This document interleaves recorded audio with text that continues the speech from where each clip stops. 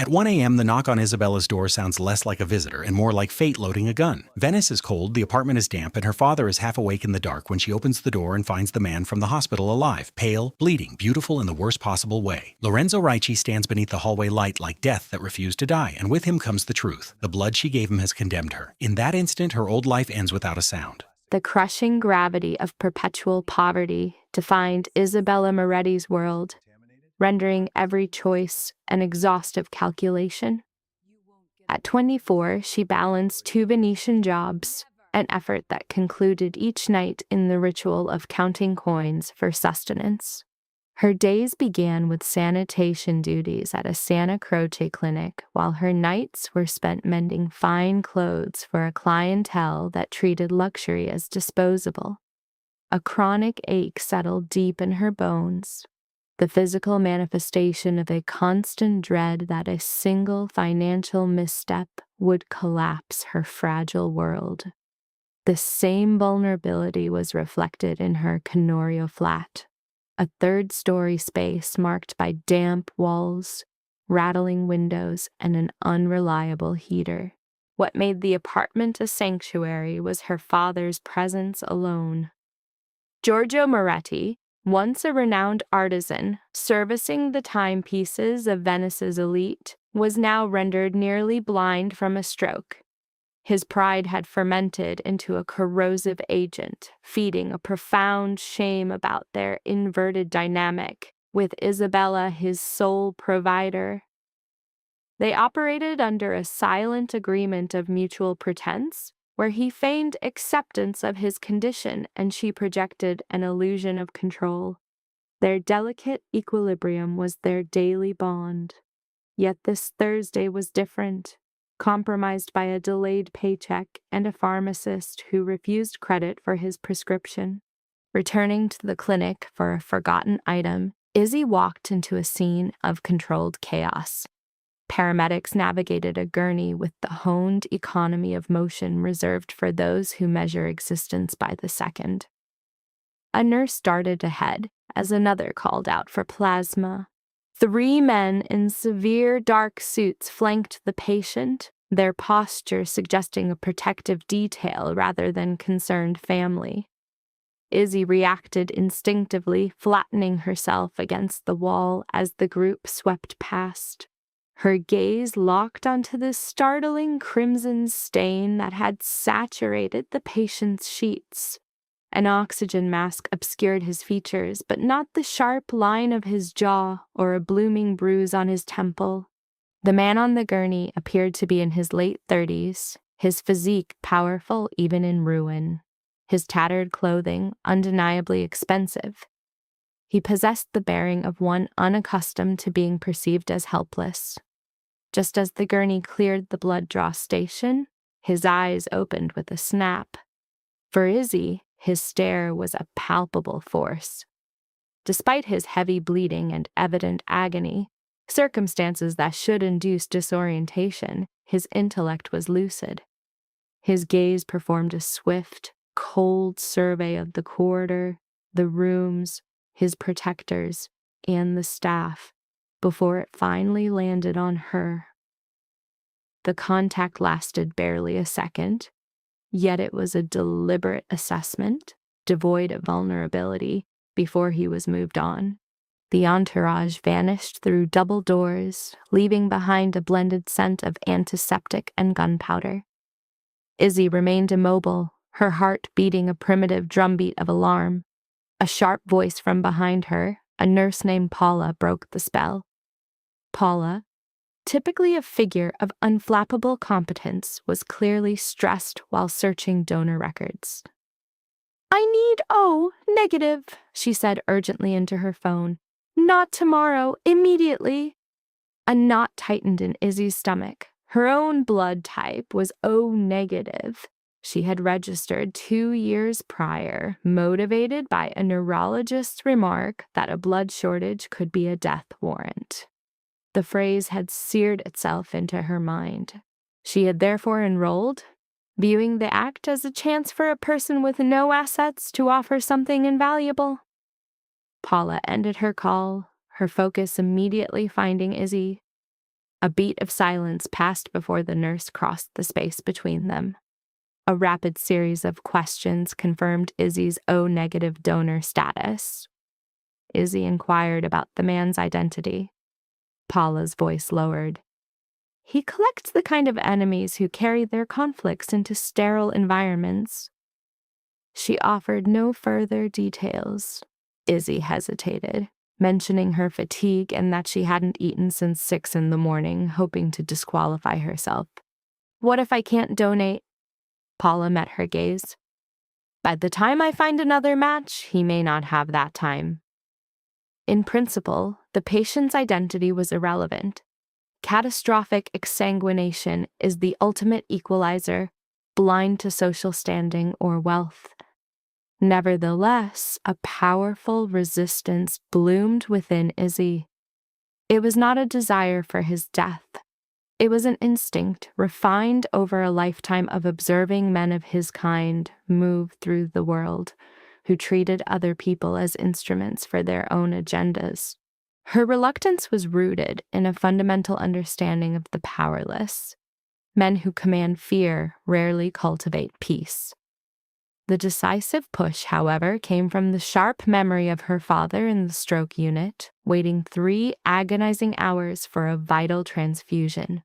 Recalling her prayers for a simple IV bag, as if it were a holy relic, dissolved her self-serving hesitation. "Okay," she murmured. "Lead the way." 10 minutes later, she was seated in the donor chair, staring at a form with indecipherable text. A different nurse noted her slight build, then glanced at the suited man observing from the hallway who offered no comment. His silent observation was sufficient. The nurse began preparing the instruments. Needles had always been a fear for Izzy, but the tense, manufactured silence of the room was a far more profound source of anxiety. It felt like a collective performance of a routine medical event. "Is any of his family here?" she asked, needing to break the quiet. "It's best not to ask," the nurse replied. Izzy processed that. So he's important. The nurse's lack of response was answer enough. A tourniquet tightened around Izzy's bicep. She made a fist as instructed. The needle went in. She winced and averted her face, her gaze tracking the crimson flow through the transparent tubing. Witnessing her own life force drain away was deeply unsettling, intensifying her awareness of how fragile her existence was. If only a bit more were taken, every burden, finances, labor, deceptions would simply cease to be. She recalled the patient's intense, commanding stare. He seemed to reject mortality, as if he could order death itself to yield. "Is he conscious?" she asked. "He drifts in and out." "Does he know where the blood is from?" The nurse shot her a peculiar glance. "I think he is conscious that measures are being taken to keep him alive." Izzy's gaze fell to the blank label on a nearby tray. Seized by a sudden, unthinking impulse, she took a pen and wrote 2 words at the corner in sharp Italian letters. "Non morire." The nurse saw the act and began to object, but then stopped, affixing the label to the bag without a word. When it was done, Izzy felt faint and cold. She accepted the proffered juice, waiting for the dizziness to subside. The patient's men were still positioned in the corridor. One took the bag of blood from the nurse with an almost ceremonial seriousness and moved with it toward the emergency room. Izzy rose to her feet, holding a cotton ball to the inside of her elbow. As she left, she passed an alcove where a doctor was pulling off his gloves. He was speaking to an older, silver-haired man in a fine dark overcoat. "We've stopped the bleeding for now," the doctor reported. "But if another complication develops—" The man interrupted him. "It will not." The doctor looked exhausted. "That's not how medicine works." The man turned, his profile sharp and severe, like chiseled stone.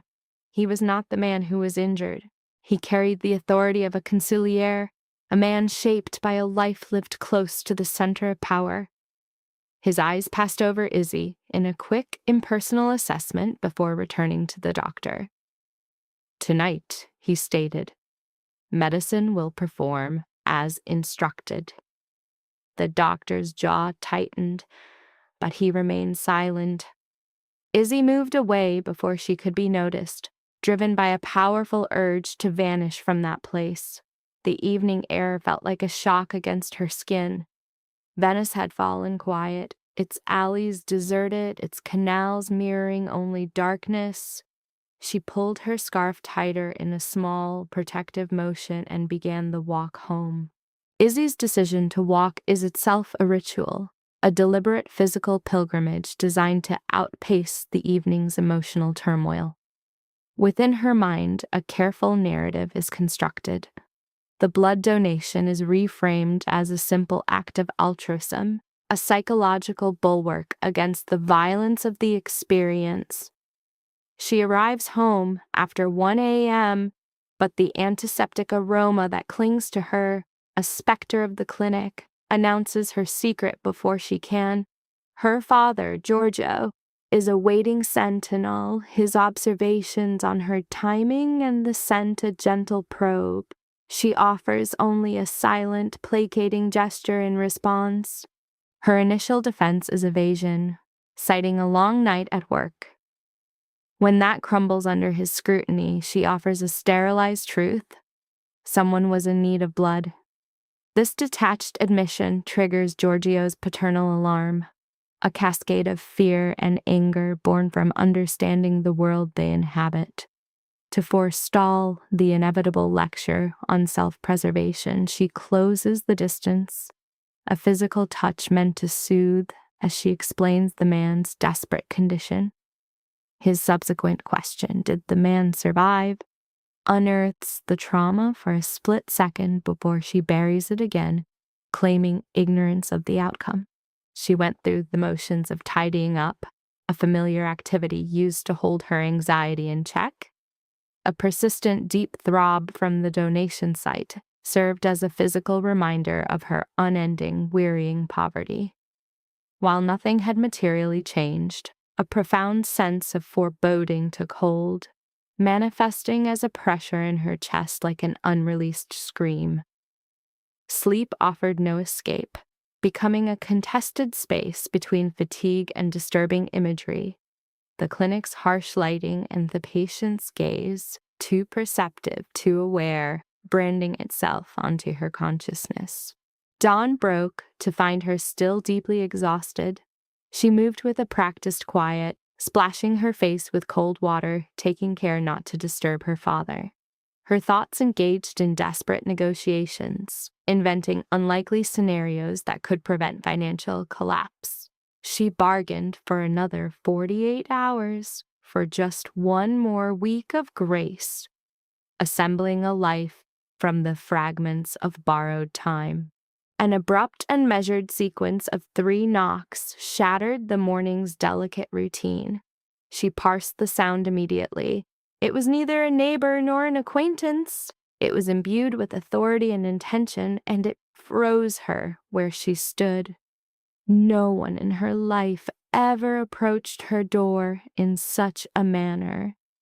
The noise roused her father, who frequently slept in his chair, a man confined by his own body's betrayal.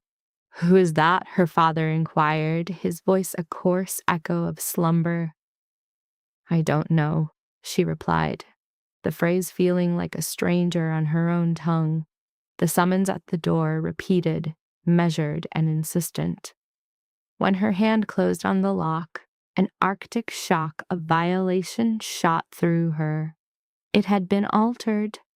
A silent trespass had occurred, making her flesh crawl. A deep, instinctual cold enveloped her before her hand even turned the knob. The man standing there appeared dressed for a hurried midnight flight. His skin was a stark, unnatural white, the color of significant blood loss, and his face was a tapestry of dark contusions and a fresh, severe laceration. She recognized him not from any image, but from a memory seared into her mind. His eyes arrested her. They were steady, intensely sharp, and radiated an undeniable authority. A second individual lingered behind, his hyper-vigilant stillness indicating the clear function of a protector. Izzy pressed herself against the door, a flimsy shield demanding their identities. The first man studied her for a weighty moment before stating his name, Lorenzo Ricci. The name itself functioned as a threat, synonymous with the city's veins of fear and influence. His legitimate enterprises were a scant cover for a more clandestine realm. His notoriety was founded on settling conflicts beyond the reach of the law. But it was not his identity alone that horrified her. It was the timing. He had arrived just hours after her donation. "You shouldn't be here," she breathed, a statement he met with chilling, unapologetic agreement. As her father called out, Lorenzo's focus shifted, his gaze becoming a sharp, analytical instrument, utterly devoid of compassion. "Permit me entry," Lorenzo proposed, a request Izzy's instincts immediately denied. He absorbed her rejection with a disquieting calm, then revealed a catastrophic breach at the clinic. Her confidential file was now a commodity. The statement lingered, a prelude to its crushing weight. With an unnerving tranquility, Lorenzo enumerated the data they possessed, his subdued tone amplifying the lethality of the threat he described. She could only shake her head, a futile gesture against the truth. "He is not deceiving you," the second man, Matteo Santoro, interjected, his voice precise and cultured. He presented a sheet of paper, a transcript from the donor registry. To see her existence so clinically itemized in monochrome typography induced a visceral sickness. When she demanded his identity, Matteo simply stated, "Security," allowing the faintest trace of a smile to surface before it was suppressed. A subtle flinch from Lorenzo betrayed a hidden fissure of pain. She perceived instantly that his wound was grave, then challenged him about the lock. Lorenzo confirmed it, recounting how he had summoned a locksmith at 6 a.m. with a fabricated story of a domestic dispute. The sheer nerve of the intrusion ignited a surge of pure rage through her fear. He acknowledged his trespass, but cited a lack of time. Just then, her father rose, demanding to know who they were. Lorenzo made a placating gesture before introducing himself. He presented the facts to her father bluntly. His daughter's aid had saved him, and for that, she was now a person of interest. Terror immediately bloomed on Giorgio's face. In that instant, Izzy detected a new noise, the rhythm of several people ascending the stairs. Matteo confirmed it, 3, possibly 4 hostiles. A cold dread took hold as Lorenzo insisted on a choice now. The approaching steps tightened the atmosphere of palpable tension. Lorenzo laid out the scenarios like a grim prophecy. They would take her, seize her father for leverage, or eliminate them both as a warning. He pointedly avoided speculating the most probable outcome, leaving her own mind to construct the horror. Her thoughts began to fracture. The injured man before her seemed at odds with his dark legend, yet the danger felt profoundly immediate. His face was a mask of waxy exhaustion, with dark, bruised hollows beneath his eyes. He stood with a rigid posture, one hand pressed to his side, betraying an agony he refused to display. He had not arrived with 10 thugs and a motorcade. His appearance, with a lone guard and a bandage stark against his collar, represented a far more personal and unnerving threat. The calculated quiet suggested a private crisis, a danger more acute than brute force. The footsteps stopped on the landing. Matteo produced a compact, silenced handgun with the steadiness of a surgeon. "We are out of time," he said evenly. The sight of the firearm stole Izzy's breath. Giorgio's protest, "No guns in my home," was a fragile plea for a reality that had ceased to exist. Lorenzo inclined his head, his eyes fixed on her as he presented an alternative. "Then let us depart from it." The words ignited her defiance. "Depart?" she countered. "To where?" "A protected apartment near Giudecca, for the time being. Then we will determine the next step." "You mean what you will determine?" His expression hardened. "No, I am trying with great effort not to." That confession of self-control was more disquieting than any order. A faint scraping sound emerged from the door, a tool searching the frame. Matteo reacted instantly, his firearm tracking the source. Lorenzo's voice was low and compelling. "Izzy." She met his gaze. "When you assist someone like me," he stated, "the wrong element takes notice. My presence here is the only lead you have." "It is the sole advantage remaining to us." Another scratch, followed by a profound quiet. Behind her, Giorgio whispered, "Bella, you must go." She spun to face him. "What?" His blind gaze focused on the sound of her respiration. "Do you think I am a fool? Men who carry themselves that way are not here to converse. If he is correct, you have no choice." Hot tears stung her eyes. "I am not abandoning you." "You are not abandoning him," Lorenzo corrected. "You are bringing him." Izzy froze. Lorenzo looked to Matteo. "Get the old man's coat." Before she could object, Matteo was already in motion, lifting Giorgio's heavy winter coat from a chair with a swift, efficient poise that was neither gentle nor rough. It was the dispassionate competence of a man who understood that panic was a squandered resource. Izzy stood motionless in the entryway. Lorenzo's voice grew even quieter. "This is the final moment I have for pleasantries." A new sound came from the hall, sharp and decisive, the quiet click of the new lock yielding. Her fear finally extinguished her anger.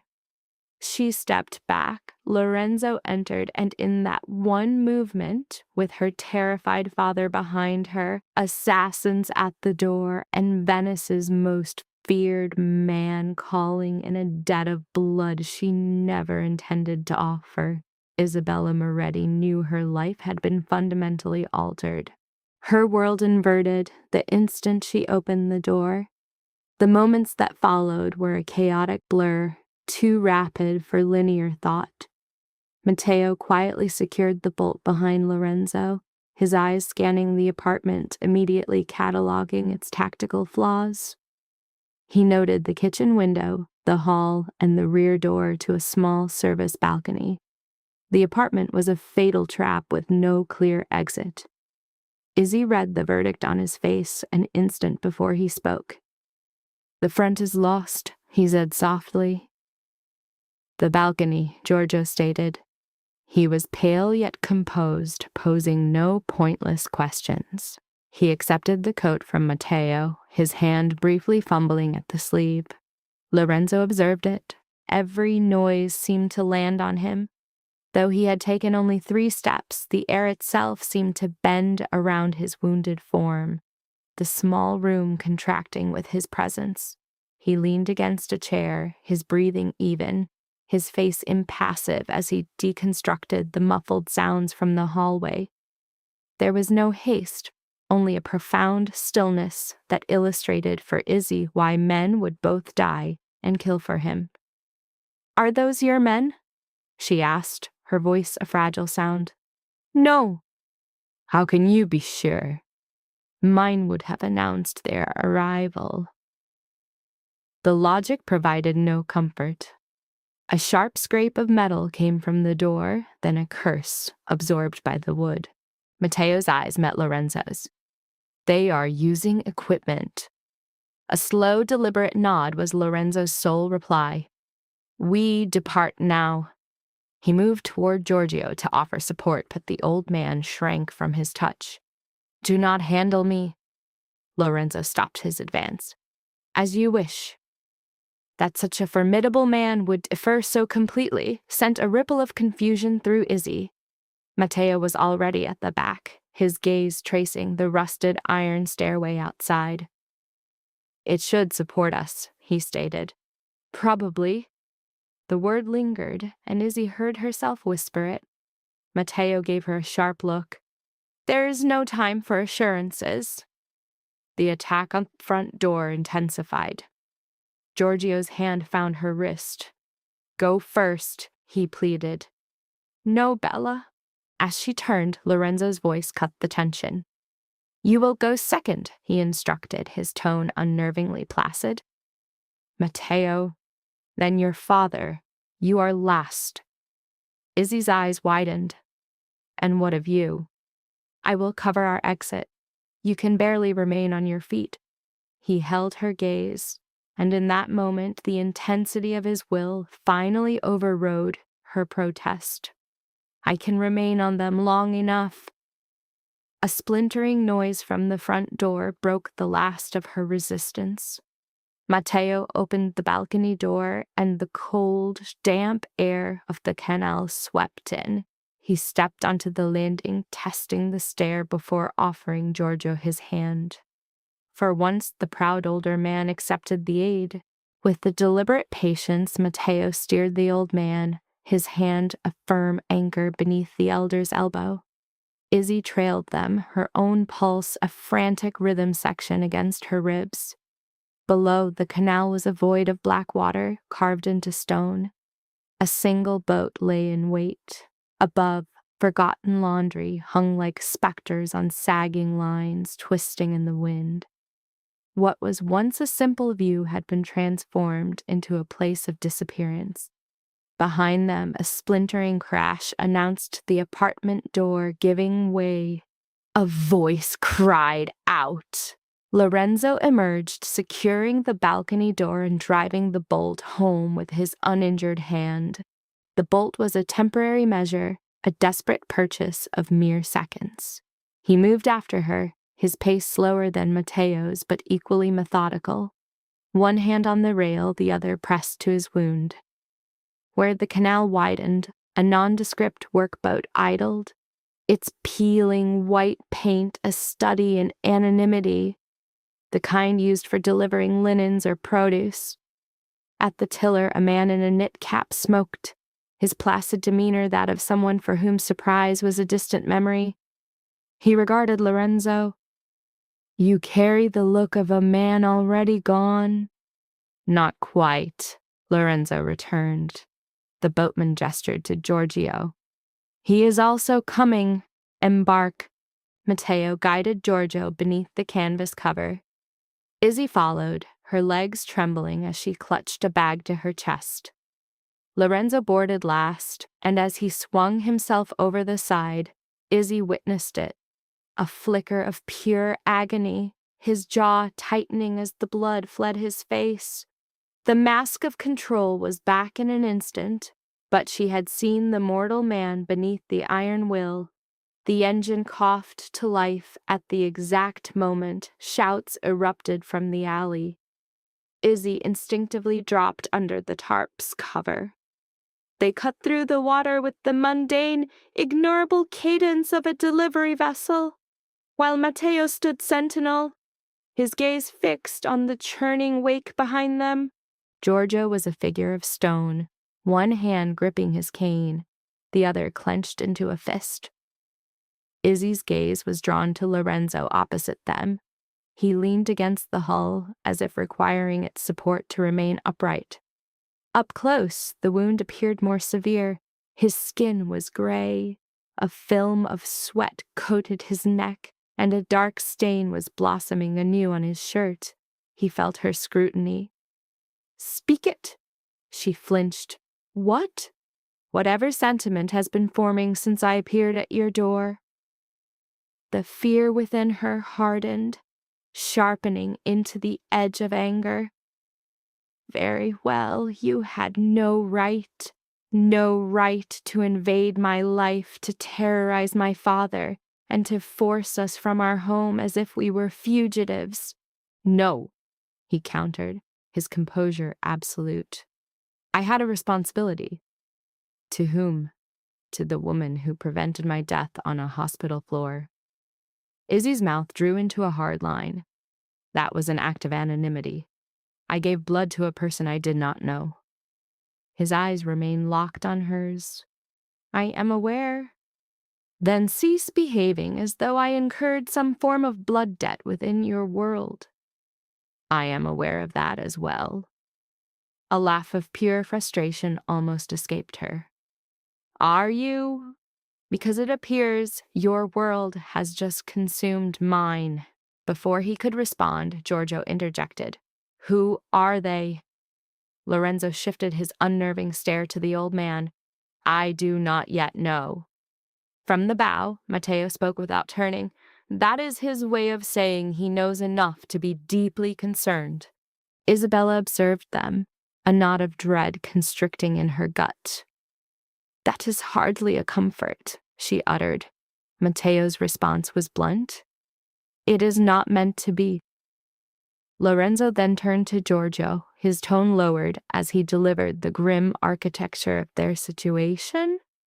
The hospital attack was a probe, he explained, a test to confirm his survival. Having done so, they simply purchased the list of donors. Hospitals sell private information like that? Isabella asked, her disbelief plain. Lorenzo clarified. Records are made, and anything that is made can be acquired. When she pressed for a motive, his reply was chilling. In his sphere of existence, everything and everyone was an instrument to be leveraged. As her father began to object, Lorenzo silenced him, his voice a quiet verdict. That is the precise reason you find yourselves on this boat. His declaration hung in the air, stifling further protest. As the boat moved through the waterways, Isabella felt ensnared in a waking nightmare, her senses scanning every shadow, her body coiled for a strike that did not come. The city passed by, a monument to indifference. Tourists laughed on bridges, vendors peddled flowers, a reality utterly oblivious to the fact that hers had just been dismantled. The placid beauty of the scene rendered her terror all the more profound and isolating. After a passage of time that felt like an age but was merely 20 minutes, the boat glided toward a decaying structure on Udica, selected, she understood, for its inherent ability to become invisible. The edifice appeared derelict, its plaster cracked and its green shutters splintered. Matteo moved through it first, a wraith in the gloom, before signaling them inside. The air was thick with the scent of dust and rot, the ghost of a forgotten warehouse. The apartment within, however, was starkly clean, its emptiness impersonal and jarring.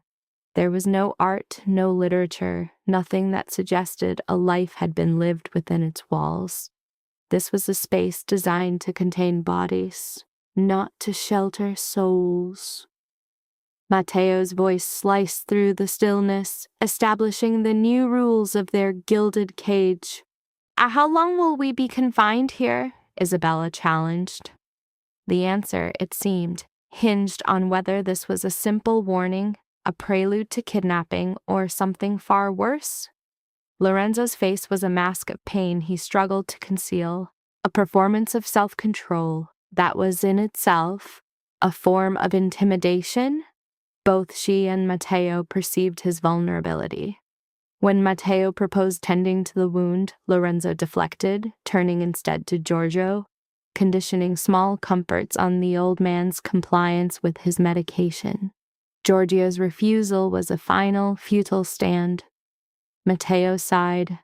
I suggest you do not make this impossible. Conceding the pointlessness of resistance, Giorgio went quiet and instructed Isabella to obey. Once he had retreated to the other room, she confronted Lorenzo, demanding the unvarnished truth. A phantom smile, cold and devoid of all humor, touched his lips.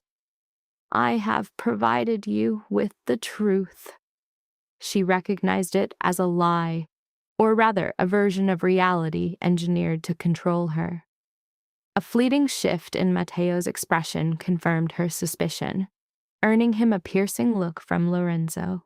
Then, to terminate the debate, Lorenzo produced a folded document, a new kind of weapon in this psychological war.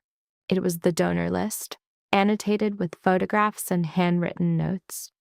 Lorenzo explained the situation with a chilling detachment. An internal source at the hospital had sold 3 names. Her name was on the document. She stared at the paper. 3. The other 2, he elaborated, were merely decoys, deployed to see which target the enemy would engage. They engaged her. A cold dread seeped into her bones. When she asked why, Lorenzo paused, allowing the gravity of the moment to descend before delivering the final, devastating piece of the puzzle. Because they learned that I had asked for your name? The fact of his inquiry, his specific interest in her, was somehow more terrifying than the nameless threat itself. You asked, she breathed. I did. Her follow-up question, why, drew a curtain across Lorenzo's expression. He disclosed the contents of the nurse's report, a notation written on the blood bag. A profound stillness came over her. With a chilling calm, he recited the words, non morira. A wave of heat rose up her neck. Her immediate thought, that was a foolish thing to do, was deftly countered by his gentle reinterpretation. It was human, a calculated maneuver designed to forge a bond through a shared sense of vulnerability. Matteo intervened, his focus locked on Lorenzo's injury. Lorenzo immediately stiffened, encased in a shell of pride, which Matteo met with a cool, analytical stare. Lorenzo issued a sequence of directives designed to corner her psychologically. Her sharp defiance, "And what if I refuse?" was met by his unwavering certainty. "You will not." He then gestured to the mark on her arm, weaving her personal sacrifice into the larger tapestry of their shared crisis, thereby elevating her fear into a kind of duty. Before she could process this, his composure cracked for a fraction of a second. It was a fleeting glimpse of human weakness that, had it not been for Matteo's swift, steadying hand, she might have missed entirely. Matteo's hand offered silent support. A flash of fury lit Lorenzo's eyes, born not of physical pain, but of the humiliation of being witnessed in a moment of frailty. Isabella stood frozen. In that instant, the myth of Lorenzo, the Colossus, shattered in her mind. The stark reality of his mortality, the undeniable fact that he had bled on her behalf, was a revelation more profound than any physical threat. Her fear began to transmute from simple terror into a complex web of obligation, the genesis of a traumatic attachment. For the following hour, they fell into a tense ritual. Matteo's voice, a low cadence on secure channels. Giorgio, a silent, watchful presence. Isabella's hands were idle at the kitchen counter. Lorenzo emerged again, the physical toll of his injury a visible burden. She heard her own voice express concern, suggesting a hospital, a classic transference of empathy for her captor. He immediately inverted the concept of sanctuary into a threat. The hospital is the source of our present danger. Her conventional logic was swept aside by his dark axiom. it renders the doctors themselves untrustworthy. He thus established himself as her sole reliable truth. Then, his body compelling a retreat his will could not, he collapsed into a chair. She interpreted his surrender to the chair not as an invitation for empathy, but as the conclusion of his performance. A glance from Matteo signaled a strategic shift. A more complete version of the truth was now necessary. Isabella braced herself, her voice hardened against any more manipulation. Lorenzo's gaze fell upon her, heavy with a carefully constructed exhaustion, the performance of a sovereign's burden, a tool of control more potent than overt aggression. He began his story. 3 nights prior, one of his company's refrigerated transport trucks had vanished without a trace. The truck's manifest listed routine medical supplies. It was a falsehood, a fact she intuited immediately. As if in response, Matteo pushed a file across the table containing shipping records and indistinct photographs. Lorenzo conceded that he had initially dismissed it as a simple act of piracy. The details, however, pointed to a far more sophisticated intelligence. The vehicle had been deliberately diverted, its payload exchanged, and then reintegrated into the system under a veneer of forged documents. The chilling implications of such a precise operation began to take root in her mind. Her query, "So they used one of your trucks?" sought a simple admission, but was met with a crucial distinction from Lorenzo. "One of my legitimate trucks." This is the dialect of a man who compartmentalizes his sins. His flat declaration, "for me," was not an excuse, but a statement of his worldview's core principle. The cargo he described, counterfeit anticoagulants and black market cryocoolers, painted a portrait of a corrupt system he had not created, but had mastered. The conspiracy was systemic, with roots in procurement, logistics, and even hallowed hospital halls. She gave the amorphous horror a name: fake medicine. Lorenzo not only agreed, but introduced the specter of stolen blood. The reality of this, "people die from that," elicited a visible flinch from Giorgio, a stark contrast to Lorenzo's quiet clinical confirmation. Yes, her assessment, "and you found out," was subtly corrected. "I found enough to be a problem." This is the calculus of a survivor, not a hero. The syndicate also harvested donor registries, treating rare blood types as a futures market. Her visceral repulsion was met with Matteo's cold recitation of commerce. Scarcity creates value. Izzy observed they were treating human life like a stock, and Lorenzo confirmed that in some circles this is precisely the case. This moment marks a profound cognitive breach for her, where the abstract evil of the world became a terrifyingly present reality. The file slamming shut was the sound of her innocence breaking. "My donation put me in the middle of it," she stated. "You were drafted," he corrected, a deliberate reframing of her reality and culpability. "That changes nothing," she retorted. "It changes your degree of guilt." A sharp hiss of air escaped Izzy's lips. "Don't do that." His gaze was analytical. "Do what?" "Speak to me like you can absolve a crime with a well-timed, perfectly spoken sentence." For a moment, his mask slipped, revealing something akin to respect. "I'm not trying to win you over."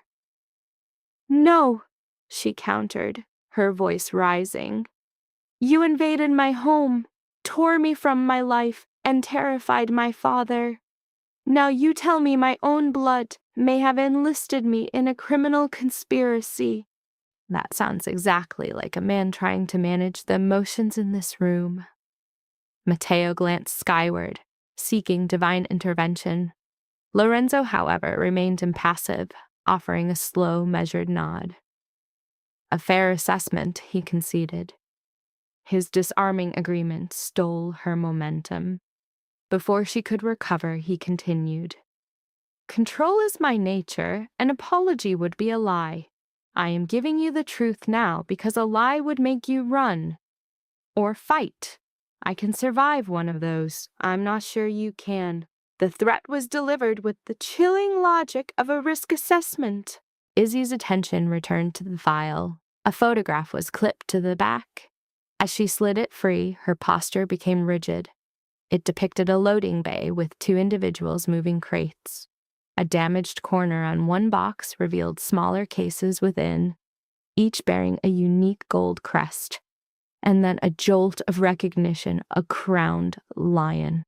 Her pulse quickened. What is it? Matteo asked. Izzy's grip tightened on the image. I've seen this symbol. Lorenzo's focus narrowed instantly. Where? She swallowed. At the workshop. Matteo's brow furrowed. The costume shop? Yes. Lorenzo leaned forward, the minimal movement charged with the predator's coiled energy. Explain? Now. Izzy's eyes were locked on the lion crest. One of Bellini's private clients uses trunks with that insignia. Not for dresses, but for masks, jewels, items deemed too sensitive for the staff. The client? I don't know his name. She searched her memory. Bellini calls him Continue because he never smiles and wears black gloves. He commissions pieces for private events, masked balls. Sometimes he rents entire collections. In that moment, an entire narrative passed between Matteo and Lorenzo in a single silent glance. You know who he is, she accused. Lorenzo's tone was neutral. I am aware of him. Which means yes. It means he operates through charities and shell corporations, Matteo clarified. Galas, hospital fundraisers, church donations, all immaculate on paper. Izzy stared at the photograph, the pieces falling into place. He was at the workshop this Monday. You're certain? Yes. How do you remember Monday so clearly? Because that is the day Bellini told me not to look at the client when he walked in. A grim, mirthless smile touched Lorenzo's lips. And did you listen? Of course. For the first time, a hint of genuine amusement showed on Matteo's face. Izzy continued, ignoring him. Bellini had me in the back, sewing beads on a mask. The client was out front on his phone. He was angry. He kept repeating the word donors.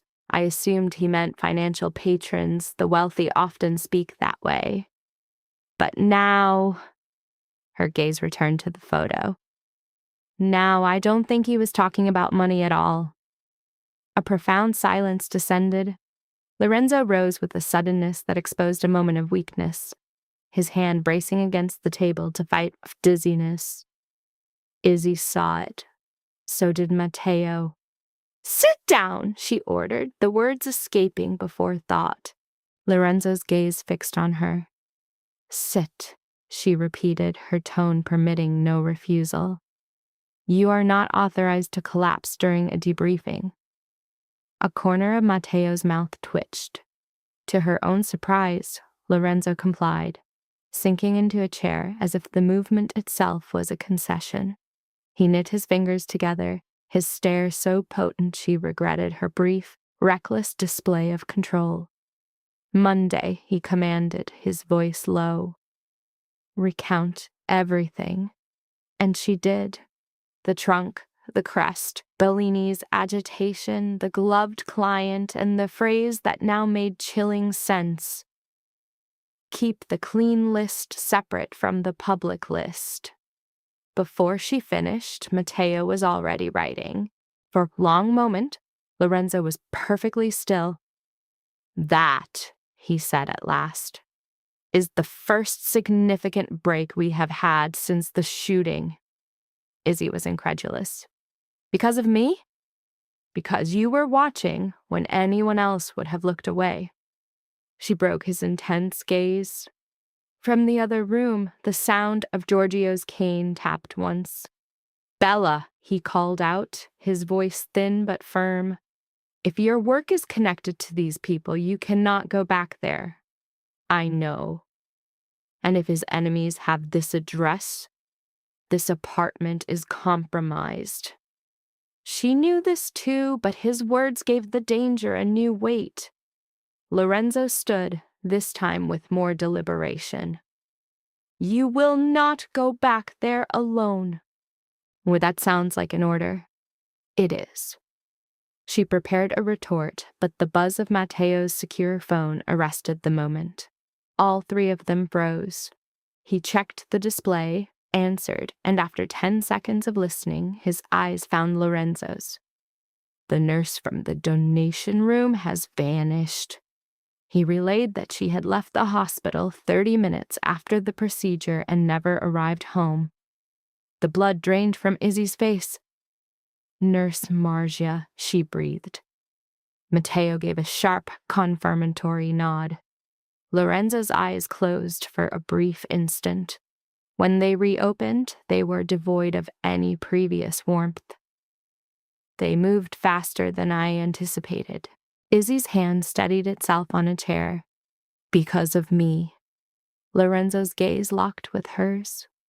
"Because you are no longer the only witness." And with that, the dynamic shifted irrevocably.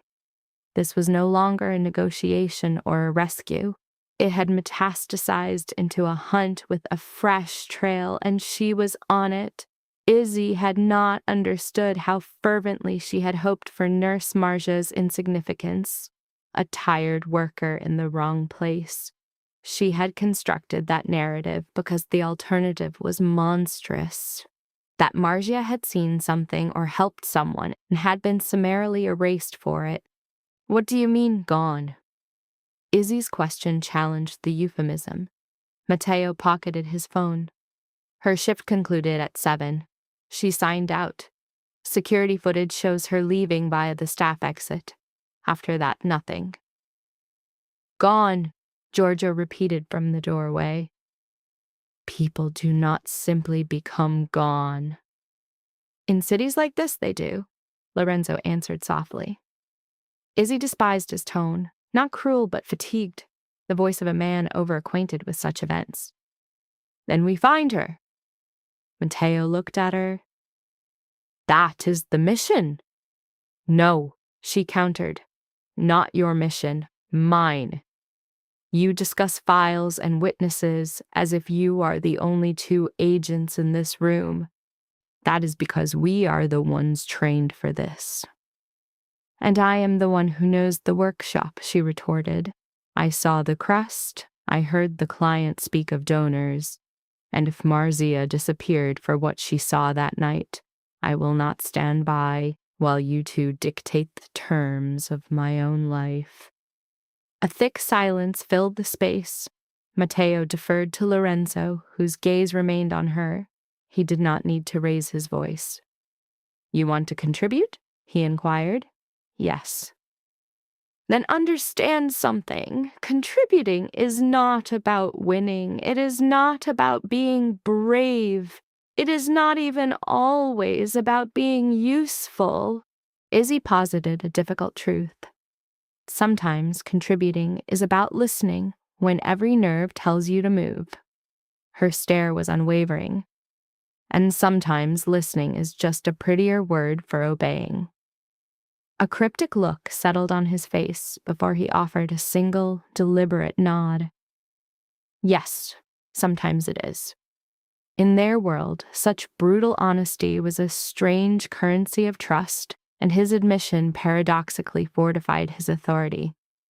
Matteo then grounded them in tactical reality, placing a folder on the table. Bellini opens at 10. Private clientele arrive after 12. If our gloved adversary is connected, the boutique is a viable front. Luxury retail is the perfect cover. Affluent patrons, opaque billing, and delivery schedules that invite no questions. The architecture of Izzy's workplace began to reconfigure in her mind. The secured back room, the secret appointments, the sealed cases she was forbidden to handle. Details once signifying opulence now resembled narrative clues. Matteo's theory held that Bellini was not the operator, but that his establishment was being exploited. Giorgio approached, his concern undisguised. "My daughter will not be returning there alone," he announced. Matteo affirmed this was not part of the strategy. A muscle worked in Lorenzo's jaw. No. The solitary word was final. When Izzy objected, he countered that returning to the shop was no longer her decision, not since its link to her assailants was undeniable. She argued with cold logic, "Take me out, and you lose your only discreet way inside." Lorenzo was visibly torn, acknowledging her reasoning while despising the exposure it demanded. "Your cover is irrelevant if they know who you are," he countered. "Only if Bellini knows," she replied, offering no solution if he did.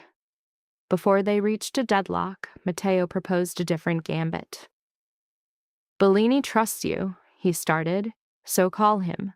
Fabricate an illness. After he complains, claim you left something behind to test for after-hours access." Izzy understood her employer's temperament. "He detests any interruptions after 6 o'clock. If there is a private patron, he will deny me entry." "That denial would be intelligence in itself," Matteo remarked. Lorenzo adjusted his weight, a contained motion that belied the pain in his side. He gave the directive. "Make the call." "Now?" Izzy's question hung in the charged atmosphere. "Now." She retrieved her phone, but paused, glancing at Matteo. "You told me not to use this for outside contact." He slid a small, signal-blocking wallet toward her. "Put your device inside." She complied, dialing Bellini's number from memory. He answered on the 4th ring, his voice already sharp with annoyance. "Isabella, are you aware it is nearly 10? You are late?" She took a centering breath. "I am not coming into work this morning." Her statement was met by a beat of disbelieving silence. Bellini stammered, "You are not what?" "I'm unwell." "You were perfectly fine the last time I saw you." "My condition has changed." "You can be ill on your own time, Isabella. The Lombardi order is waiting." "I was at a hospital last night donating blood," she cut in, her tone engineered with enough fatigue to sell the fiction. "They summoned me for an emergency. On the walk home, I almost fainted." This seized his attention, not from sympathy, but through alarm. "You gave blood without asking me? Are you insane? Your hands tremble if you miss a meal. You thought bleeding would improve things?" Izzy glanced at Lorenzo, whose face had become a stoic mask. "It wasn't planned," she said. A frustrated exhale crackled over the connection. "Fine, stay home today. But if you are absent tomorrow, you are off the belladonna fittings." Before he could disconnect, she inserted the probe. "Did Knightenrow stop by this morning?" The silence that followed was suddenly electric. Bellini's voice upon its return was unnaturally light. "Why do you ask?" "No reason. I left my silver thimble in the back workroom. I thought if he was there, I would wait to come by." "That won't be necessary," Bellini said with far too much speed. "There are no clients right now." Izzy felt the acute focus of both Matteo and Lorenzo upon her. "Are you certain?" she pressed. "Because I can grab it after lunch if—" "No." Bellini's tone became ice. "You said you were ill. Be a convincing invalid, Isabella. We'll speak tomorrow." The line disconnected. Izzy lowered the phone, her motion measured. "He's lying," Matteo observed. "Yes, what was the tell?" "He never calls private patrons clients to his staff." They're monsters, vultures, parasites, whatever suits his mood. Using that word meant he was being overheard. Lorenzo's expression hardened. And mentioning Continuo made him shield something. He was afraid, Matteo countered. Izzy's stare fixed on him. The two are not always the same. No, Lorenzo conceded, but in this instance, it's a meaningless distinction. He produced the file, opening it to a photo of the crowned lion beside a blank leaf. His eyes remained locked on the image as he gave Matteo his orders. Comb through 6 months of customs records and event hires tied to Bellini's workshop. I want medical charities specifically. If he's using galas for cover, his supply chain will show a rhythm. Matteo was already at the secure comms unit. Izzy rose to her feet. And me? Lorenzo finally looked at her. You will be a target. The order chafed her. That sounds remarkably like doing nothing. It means you answer if Bellini calls. Reply to any texts from the workshop in character, and report any memory you recover to me instantly. And if I need you on the ground, you will enter and exit precisely on my word. You have a deep-seated need for control. A trace of amusement crossed his face, one that borders on pathological. Before a reply could form, Matteo called from the doorway. There's more. He returned with his tablet. The screen showed a still from a hospital service corridor, marked with an early morning timestamp. Nurse Marga stood near an exit, bag on her shoulder, her head tilted toward someone unseen. Her face was tense, but showed no fear. Then a detail registered in Izzy's mind, and a cold sickness washed through her. Margot was holding the sleeve of a silver gown with a hand-stitched cuff. It was Bellini's work. No, Izzy whispered. Matteo's eyes lifted from the tablet to her face. You recognize it? That gown is from the Belladonna collection. I finished that cuff yesterday. The life drained from her voice. So she was meeting someone from the workshop. Or an associate of the workshop, Lorenzo amended. Izzy stared at the screen. Why does Marga have it? Giorgio offered an answer none of them had considered. Because someone gave it to her. They all turned to him. The old man made a small gesture. You people with money see webs everywhere. Sometimes the machinery is plain, a gift, a sign, a silent order telling her the next move. Izzy studied the image again, and suddenly he was right. It wasn't a random garment or stolen goods, it was a guidepost. They're leading her, she said, the realization vocalized. Lorenzo's attention became absolute. To what location? Her thoughts accelerated, memory finally overpowering the dread. She saw racks of half-finished dresses, discreet appointment books, shipping manifests, Bellini's whining about a client who demanded a secret show with candles in a private dock. The San Petro warehouse, she announced. Matteo's head snapped up. What's that? An old receiving warehouse near the church docks. Bellini used it a couple of times during Carnival for patrons demanding off-site fittings. No sign on the building, just a side door and a loading dock right on the canal. To meet a nurse in secret, avoiding the main canals, a spot known for costume shipments would be ideal, Matteo deduced. Lorenzo was on his feet so fast the chair shrieked across the floor. This time the agony was written on his face. His hand flew to his side, his composure cracking for an instant before the mask fell back into place. Izzy stepped forward on pure reflex. You can't go anywhere like that. His eyes burned into hers. And yet I have to. No. The word came out with more force than she meant and with more intimacy. Something shifted in his eyes for a fraction of a moment. It wasn't kindness, it was recognition. Matteo spoke softly.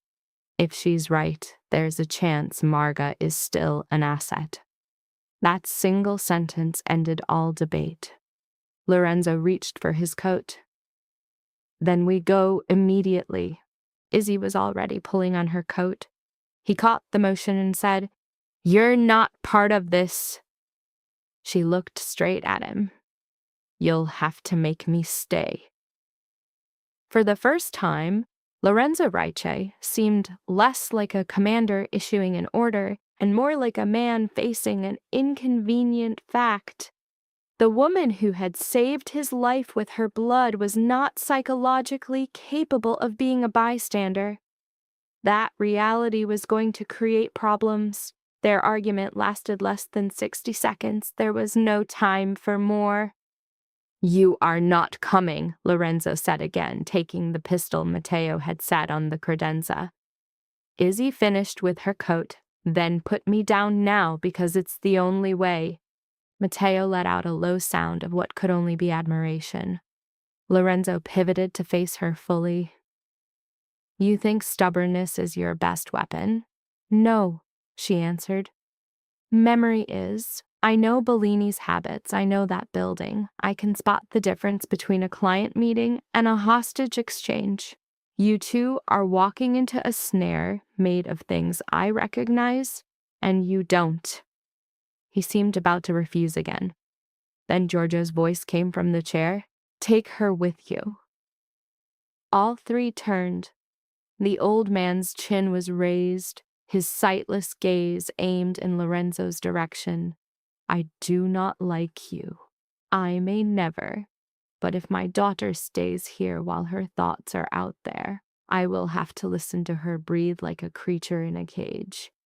Her utility there surpasses her helplessness here. A prisoner to her own anxieties," Giorgio stated.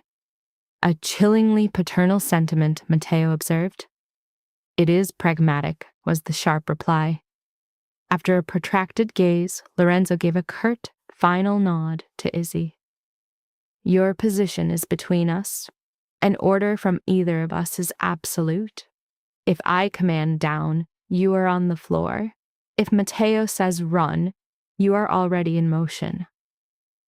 Izzy's fingers crept toward a drawer concealing Giorgio's paring knife, a subtle gesture of defiance. Matteo intercepted the move with an exhausted sigh. "I would advise against it." She looked at him. "Why?" "Because should this night unravel, that small knife will only become another weight on my conscience." Before she could respond, an encrypted phone broke the tension with its chime. Following a hushed, concise conversation, Matteo ended the call and met Lorenzo's gaze. "Riva will arrive in 10 minutes. When Izzy inquired about the name, Lorenzo clarified, "A physician. One of a select few whose silence I can guarantee." Dr. Reba materialized sooner than expected. In her 40s, with a no-nonsense expression and hair pulled back, she held her medical bag.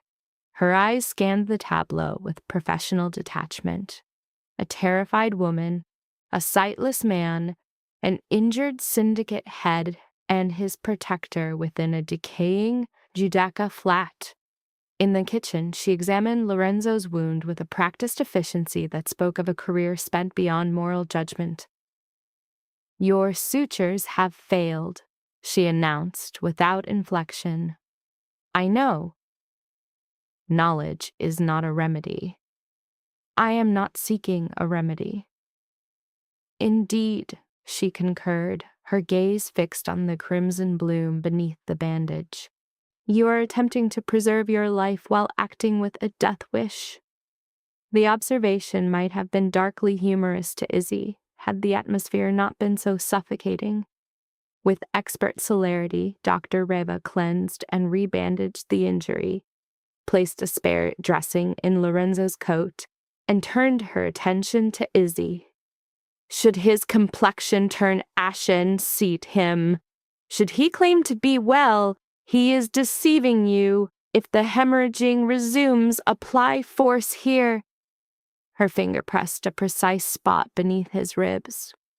Firmly. Izzy agreed before the gravity of the instruction fully landed.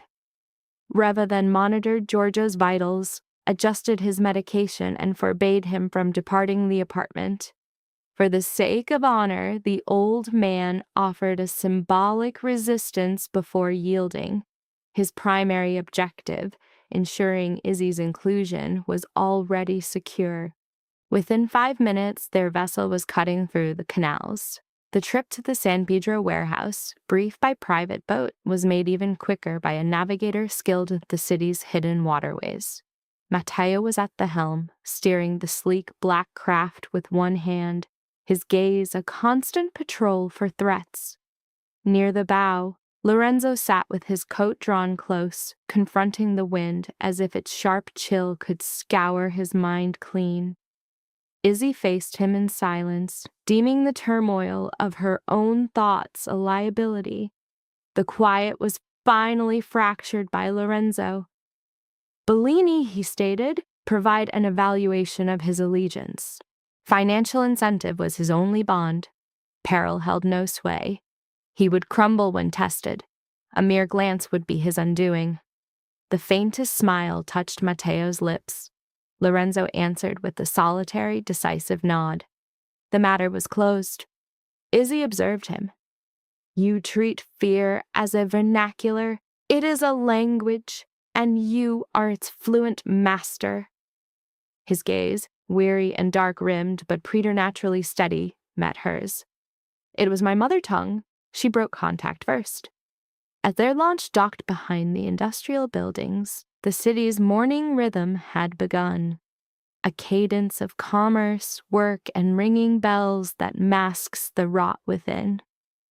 The San Pietro warehouse was set back from the canal, its facade nondescript, its upper windows like closed eyelids above a large, rust-pocked loading bay.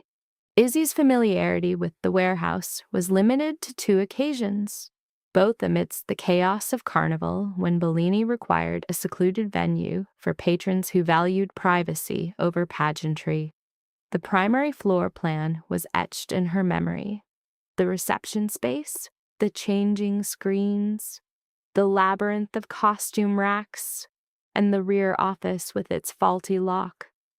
More critically, she recalled a secondary entrance in a narrow passage, an egress Bellini utilized for clandestine transfers. Far from the curious gaze of couriers, she guided them directly there. The lane reeked of moisture and ancient masonry.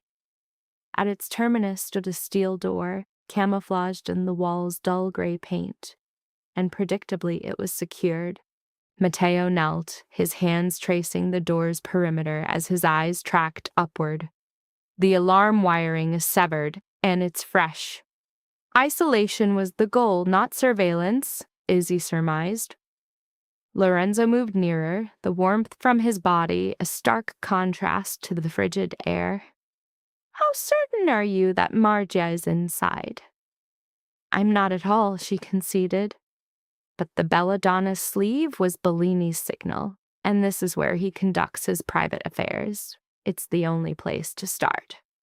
That's an honest answer, he noted, just as a noise filtered through the steel. A woman's soft, involuntary cough. It was definitive.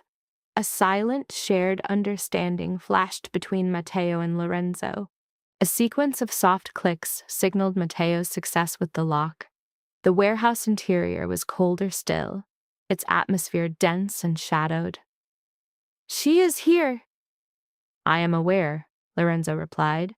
That does not simplify things. Weapon lowered, but poised, Matteo advanced beyond the initial rack of garments. His gaze methodically scanned the shadows, the ground, the dividers, and the metal catwalk above. Lorenzo released Izzy's arm only to maneuver her behind his body. She loathed the protective imposition, but loathed her immediate compliance even more. In the cavernous room's core, Partially obscured by 3 mobile mirrors, they discovered Nurse Marja secured to a chair. Though ungagged, her wrists were chafed raw by rope, and a deep contusion marred her cheek. Near her feet, the silver belladonna sleeve rested on the cement, a discarded standard. Her pupils dilated at the sight of Izzy. "You should not be here," she whispered. That remark, a voice resonated from the darkness past the costumes, "is the first sign of sense I have encountered today." As Bellini emerged into the faint light, a disorienting wave of relief washed over Izzy. It was fleeting. His expression was one of profound fear. Not remorse, not rebellion, a primal terror. His elegant scarf was gone, his collar agape. A tremor in one hand was so severe he had to restrain it with the other. From the shadows behind him, a second shape took form, a towering figure in a dark overcoat and gloves. It was Continuo, his face now revealed. He was older than Izzy had surmised, perhaps his late 40s, with silvered temples and the innate authority that quiets a room upon entry. She recalled his face from a press clipping Bellini had, an article on his funding of a church renovation. Adriano Vieri. The spark of recognition in her eyes elicited a small smile. "Miss Moretti," he said, "what a pity that brilliance and poverty so often coincide. It does make survival a complicated affair." A small broken sound escaped Bellini. "I told them not to involve her." Vieri did not grant him a glance. "You told them many things." "Which is exactly why your utility has reached its end." Though Matteo's weapon was drawn, it was a futile gesture. 2 more armed figures emerged on the overhead walkway, commanding the superior position. A trap. The thought crystallized in Izzy's mind an instant before she could name it. Lorenzo, however, remained unmoved. "You have developed a flair for the dramatic, Adriano." Vieri's smile widened. "And you, Enzo, have developed a moral compass." The name, coming from him, was a weapon. Enzo, an intimate address for those who either loved Lorenzo Ricci deeply or despised him enough to turn it into a blade. Vieri motioned to Marja. "Your nurse witnessed what she should not have. Your donor recalled inconvenient facts. And so we find ourselves here, squandering a pleasant day in this moth-eaten space." "You were embezzling from hospital inventories," Lorenzo said, his voice devoid of emotion. Vieri offered a subtle shrug. "Inventories, donation registries, private understandings. The affluent have long understood a principle the destitute cannot grasp. Existence can be bought, prolonged, or salvaged with sufficient capital. I simply organized the marketplace." A feeling of nausea swept through Izzy. "You were brokering blood?" "I sold entry," he amended with silken precision. "To compatible types, to tissue pairings, to donor coordinates, to the apex of the waiting list. The amounts offered for a dying successor or a clandestine procedure for the famous are truly astonishing." Bellini emitted another noise, a sound caught between a plea and a denial. "I only rented him the space. I was ignorant of the rest." The cordiality vanished from Vieri's expression. "You knew enough to falsify the invoices." Lorenzo's tone became hushed. "You tried to kill me over invoices." "No," Vieri countered gently. "I tried to kill you because you began inquiring where the authentic donor list was stored." A profound stillness settled upon the warehouse. Then Margia, battered and trembling, spoke from the chair. "It's tonight." Every gaze locked onto her. Vieri's composure finally shattered, her eyes bypassing Izzy, Margia fixed on Lorenzo. "The transfer, the main one, the masks, the donors, the secret pledges, Belladonna Hall, at midnight." They were using the foundation ball as a veil. Izzy's respiration hitched. Belladonna Hall represented Bellini's most significant contract of the season. A clandestine masquerade fundraiser hosted in a historic palazzo, all in the name of art and benevolence. The city's upper echelon, all costumed, masks obligatory, identities concealed. It was the perfect stage for illicit transactions. Vieri let out a sigh of theatrical melancholy. You see, this is what makes unresolved matters so profoundly tedious. His hand shifted, as did Matteo's. The initial gunshot fractured a mirror into a crystalline web. The warehouse erupted into chaos. Matteo directed his fire upward toward the catwalk. Lorenzo forced Izzy down behind a clothing rack. As her knees met the concrete, he pivoted, produced his own firearm, and discharged it twice into the corner Vieri had occupied. Marja's scream tore through the air. Bellini dropped to the floor as his world detonated. Shards from a second mirror descended like rain as projectiles shredded the hanging garments. A high-pitched tone assaulted Izzy's ears, obscuring the sounds of the conflict. Lorenzo became a human bulwark above her, his arm anchored on the rack for stability. Remain down.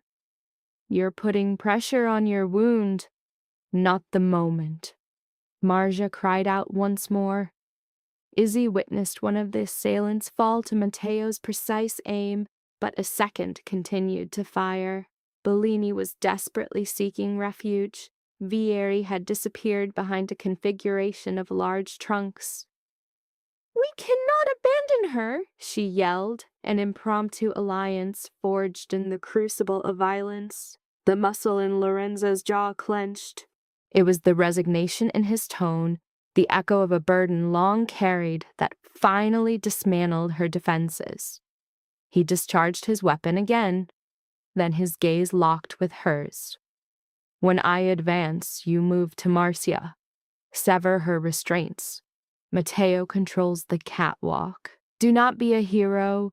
You release her, then you position yourself behind me. Is that understood?" Izzy swallowed against a suddenly parched throat and affirmed with a nod. "Understood." He acted before her apprehension could crystallize. 2 reports, followed by a curse from behind the trunks.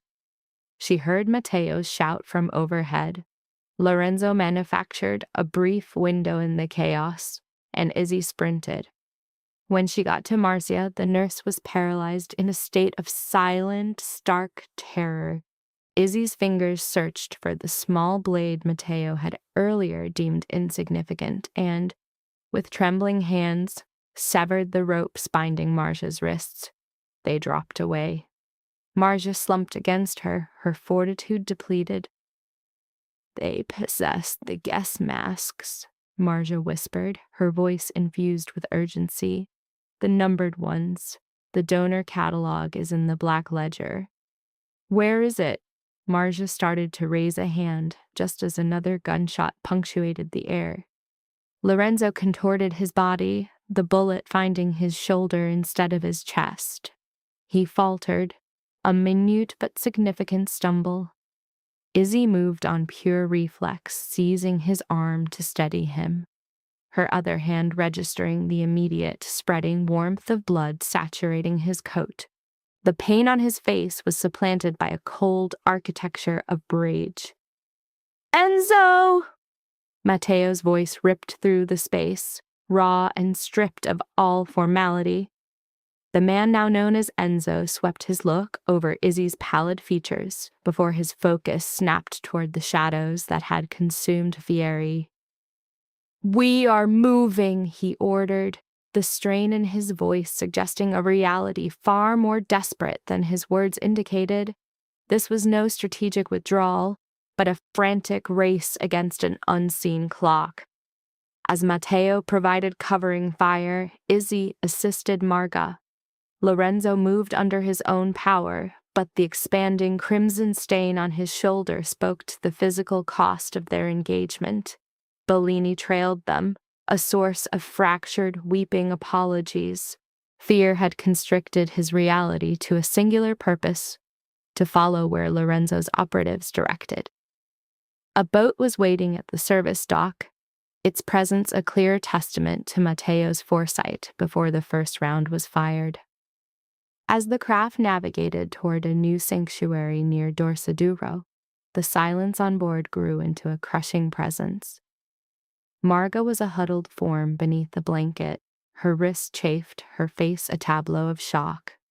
Bellini was caught in a cycle, murmuring, "I had no knowledge.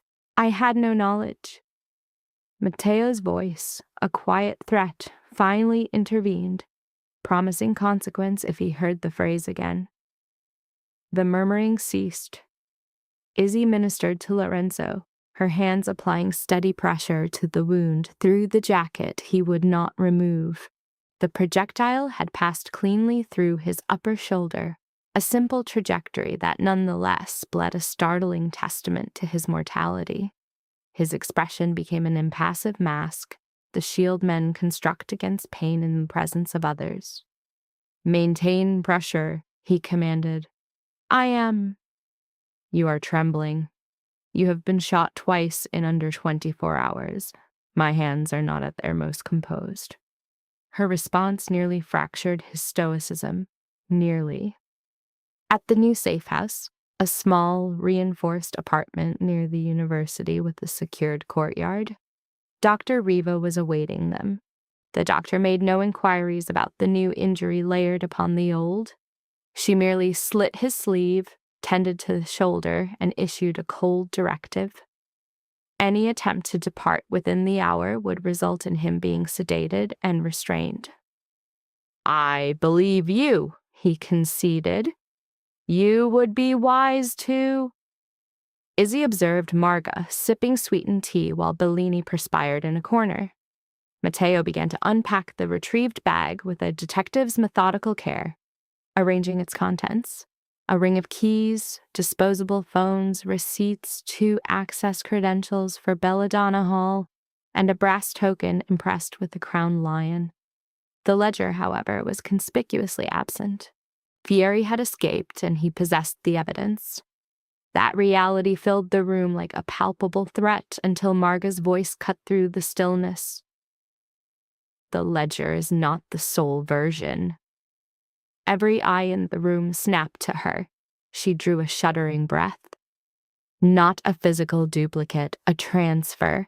Tonight's donor manifest is encoded within the numbered masks for the hall." Izzy's incomprehension was evident.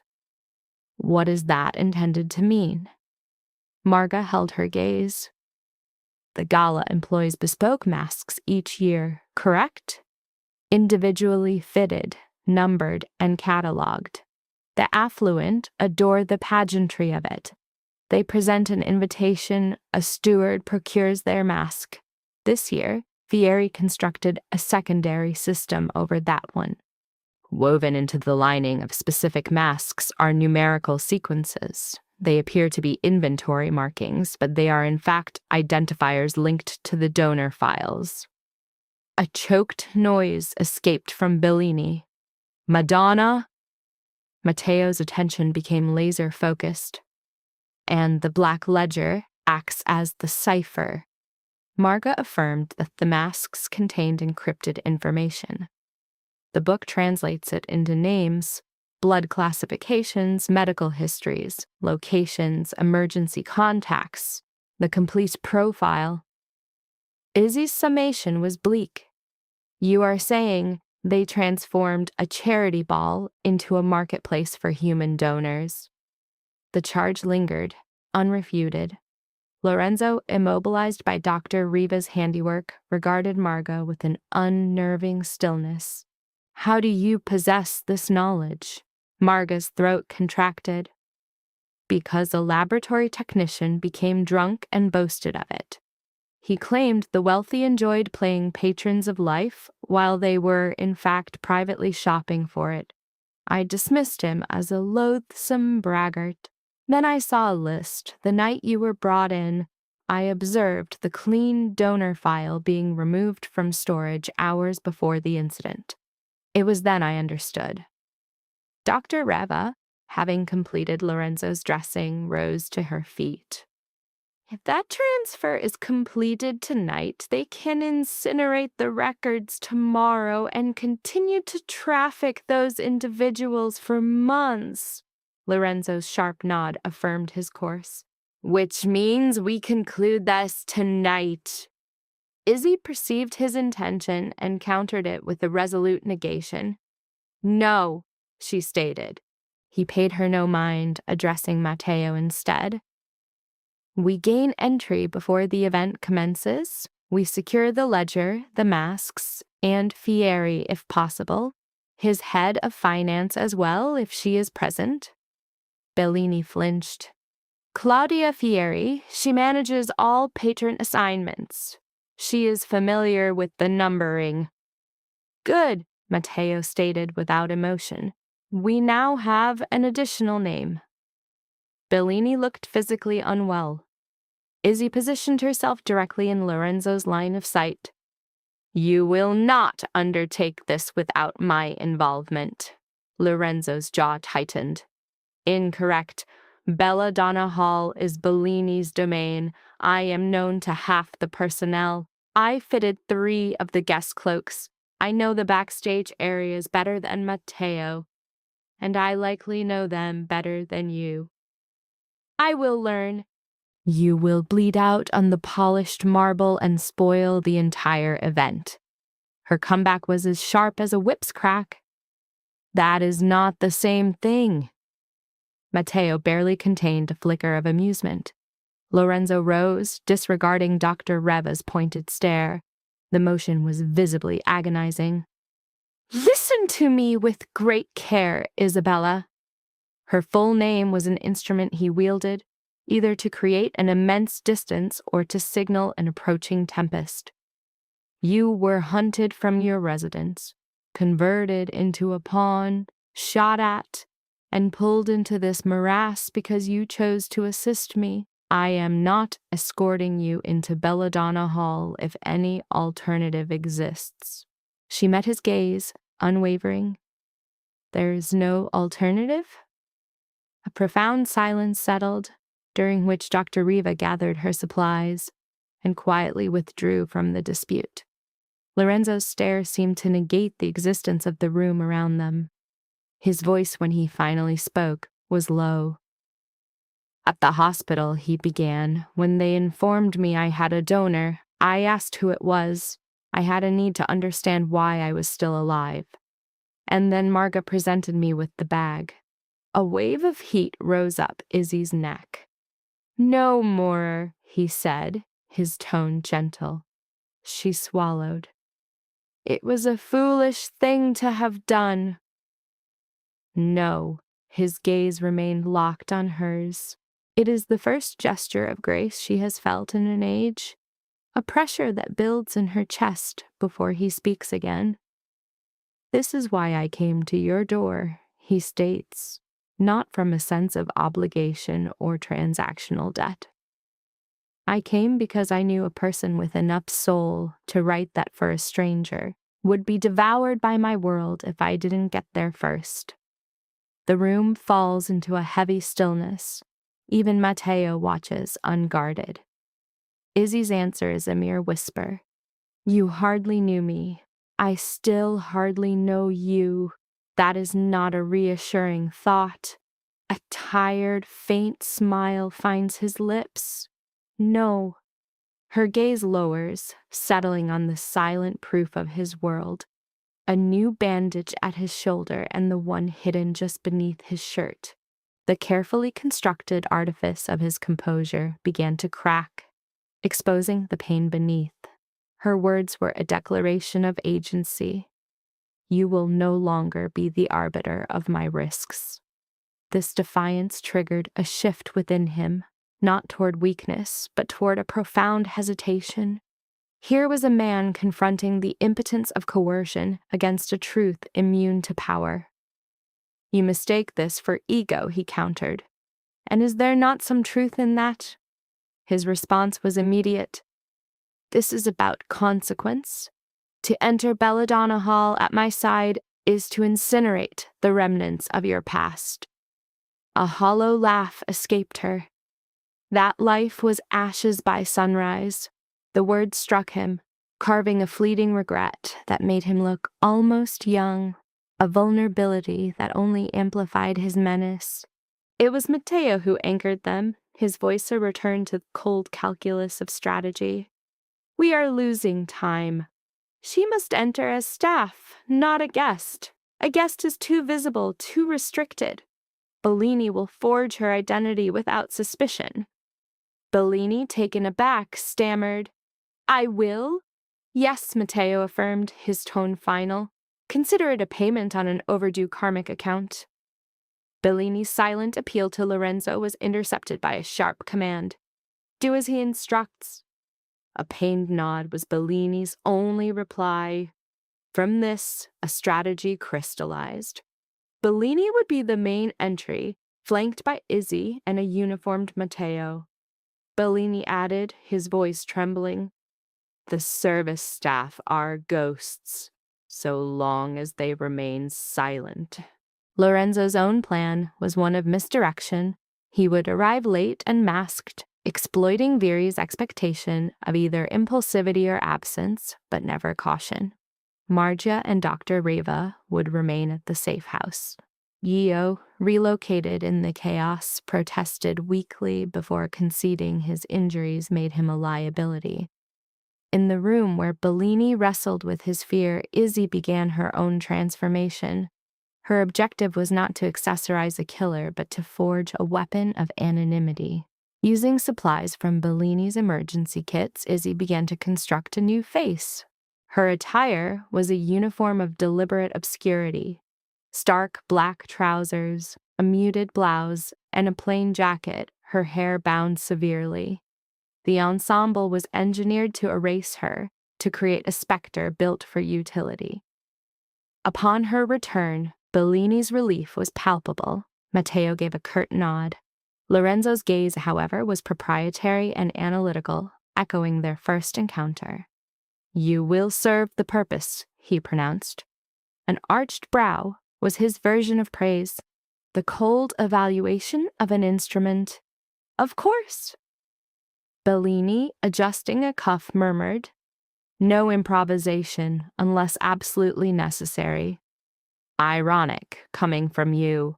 I discover my honesty in crisis. Matteo consulted his timepiece. We depart in 8 minutes. The anxiety in the room contracted, hardening into a shared, sharp-edged purpose. The final preparations were a silent ritual. Bellini gathered the documents, Matteo inspected a concealed firearm, and Izzy pocketed the brass token, a potential key. By the window, Lorenzo moved with a rigid, controlled elegance, fastening a cuff over a new dressing. As others spoke outside, his low voice found her. "If this collapses, your sole objective is to escape." Her response was a firm, silent shake of her head. "No." A muscle in his jaw clenched. "Izzy." She closed the distance, her own voice a whisper. "Abandon the role of the noble martyr. It's a costume that ill-fits you." A perilous light ignited in his gaze for an instant. "You presume to understand me. I know what you are not." The silence that followed was a palpable, strained thing. Then, slowly enough to permit her retreat, he reached out. 2 fingers brushed the inside of her wrist, tracing the ghost of a prior wound. The slight contact sent a current through her. "My demise," he whispered, "would have granted you a simpler existence." Her stare remained unbroken. "Maybe. But its price would have been your absence, a cost I am now unprepared to bear." He inhaled sharply, a sound like a bone fracturing from within. Matteo appeared at the door, shattering the intimacy. "Apologies for interrupting whatever this is. The car is waiting." Izzy was the first to step back. Lorenzo's hand dropped as they proceeded toward Belladonna Hall.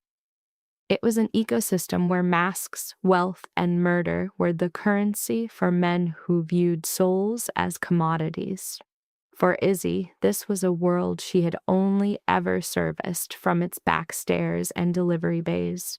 She understood the palace's hidden machinery, but had never witnessed the gilded falsehood it sold from within. The palazzo was a theater set for a grand drama. Music spilled from stone hallways where liveried staff drifted like phantoms among the masked guests. Gold candlelight flickered as polished laughter echoed from marble. Beneath this opulent veneer, loyalties were bartered. Bellini advanced on a wave of brittle bravado, acknowledging the head steward before erupting in a cascade of complaints. His performance was flawless because it was authentic. Izzy saw then that his greatest weapon was the fusion of his professional outrage with his raw terror. A step behind, Matteo wore the impassive face of high-priced security, a garment carrier in hand. Izzy played the dutiful aide, her gaze fixed on a clipboard. They moved through the crowd like air, unobserved. Here, Izzy realized, was the mechanism of decay. The powerful are blind to the people who serve them. In the antechamber for private masks, they found their first clue. 42 velvet-lined cases were displayed, each bearing a patron's code. The masks inside were a bestiary of artifice, from lacquered demons to feathered seraphim. Using Bellini's escalating argument as auditory cover, Izzy surveyed the collection. Hidden in the lining of every sixth mask was a small numeric sequence stitched in silver. Marja had been correct. Izzy's face betrayed nothing, but her stomach tightened at the empty space where the ledger should have been. Instead, Claudia Veri stood there, speaking softly with two men in formal attire. Younger than expected, perhaps 35, she radiated an austere grace, wearing no ornament save a single perfect diamond. If Veri was the philanthropic facade, Claudia was the ruthless engine of profit at its core. Concluding her discussion, she approached the display. Izzy feigned absorption in a piece of fabric. Claudia's gaze passed over her without recognition, settling on Bellini, whose fear was sublimating into theatrical rage. "Signora Veri," he announced, "I cannot be responsible for the finish if your staff continues to mishandle the art." Her smile was carved from ice. "Luckily, Signor Bellini, you are paid for artistry, not insurance." His authentic indignation served as the perfect diversion as she departed. The moment she disappeared past an archway, Matteo murmured the objective. "Rear chamber, left passage." Izzy nodded once. Bellini's tirade provided a wall of sound, a perfect screen for Matteo to trail Claudia with the practiced invisibility of his role. After a deliberate 3-second delay, Izzy took up a tray of pins and followed. The hallway branched from the grand ballroom toward private salons, rooms built for quiet deals and shielded transgressions. A lone guard in a tuxedo stood watch before a black lacquered door. He was not palace security. He was something quieter, more final. Matteo entered first, citing adjustments for patron 27, and was waved through after a brief glance. 10 seconds passed. Izzy approached, murmuring of a request from Signora Veri for new fasteners. The guard's profound boredom was a tangible thing as he let her pass. Inside, beauty masked corruption. Under a frescoed ceiling, the missing ledger lay open on a table, surrounded by 3 mask cases, 2 laptops, and files tied with black silk. Vieri stood near the fireplace, his face hidden by an ornate mask, speaking with Claudia and a director from a medical foundation. 2 others examined a mask with a surgeon's focus. A cold dread formed in Izzy's stomach. This was not symbolism, but commerce. Claudia's eyes found her first. "What is that?" Izzy held out the tray. "Replacement hooks, Signora, requested 10 minutes ago. I came as quickly as I could." Claudia's stare sharpened. "Who sent you?" Before Izzy could invent a name, a new voice answered. "I did. It was Lorenzo." He emerged from an opposite door, in a dark coat and simple black mask, carrying himself like the room's owner. But the calm was a facade. His every movement was deliberate, his body unnaturally still. Though it was hidden, Izzy could sense the strain of the new bandage beneath his shirt. Vieri turned. "Enzo," he said, his voice slick with false warmth. "I wondered if you would bring the hammer or the scalpel. Of course you'd bring one disguised as the other." Lorenzo slowly removed his gloves. "You sold hospital data. You sold patient files." Vieri waved a hand. "I simply created a market. This city was for sale long before I arrived." The foundation director began to fidget. Claudia turned to stone. "You should not have come here injured." Lorenzo's gaze never left Vieri. "And you should not mistake a wound for a weakness." What followed was a war on two fronts. On the surface were words. Vieri speaking of clients, Lorenzo demanding names, Claudia hiding behind discretion, the director trying to vanish into the wallpaper. But just below this, another war was brewing, one of imminent, brutal violence. Matteo sealed the egress, a silent sentinel. Izzy drifted toward the table, a pawn advancing on the board. Beyond the glass, a guard's apathy sharpened into vigilance. The masks on display seemed less like art and more like relics of the condemned. A ghost of a smile graced Vieri's lips. "You, of all people, grasp the calculus of value. You know that fealty is a commodity." "I grasp boundaries," Lorenzo countered. "And you are here, feigning you possess any still." The retort struck with the weight of a physical blow. Izzy witnessed, for the first time, Lorenzo's rage untethered from its leash. Not hotter, not wilder, but chillingly pure. "You profited from public wards," he stated, his tone sinking. "You trafficked in donor records. You stored weapons in a blood repository and declared it pragmatic." Vieri's smile evaporated. "And you command your portion of this city with an iron grip and call it order. Spare me the sermon." The concept of a boundary, invoked by Lorenzo, finally crystallized for Izzy. Men of their stature were architects of reality, capable of warping the city's very fabric to their will. Vieri, however, had desecrated ground that Lorenzo held inviolable. This was not mere corruption. It was the predatory commodification of human suffering. That was the boundary. As Claudia's hand extended for the ledger, Izzy acted. The serving tray became a projectile, skittering across the table with a crash of metal. The ledger slid toward the precipice as Matteo breached the doorway. The fragile truce within the room shattered into nothing. The corridor guard burst in, weapon drawn. Matteo became a bulwark in the doorway.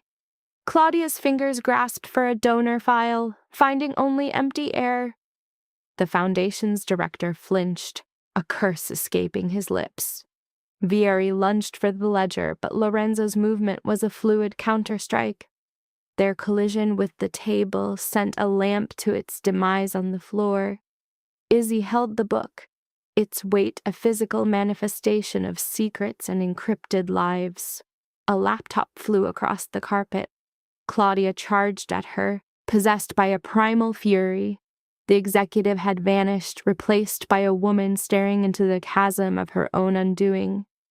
Izzy instinctively met the attack with her shoulder, sending Claudia reeling. An order from Matteo cut through the chaos. Lorenzo and Vieri crashed against the fireplace. A gunshot detonated behind her, its report a concussive blast in the confined space. The doors to the ballroom were thrown wide. The music ceased abruptly.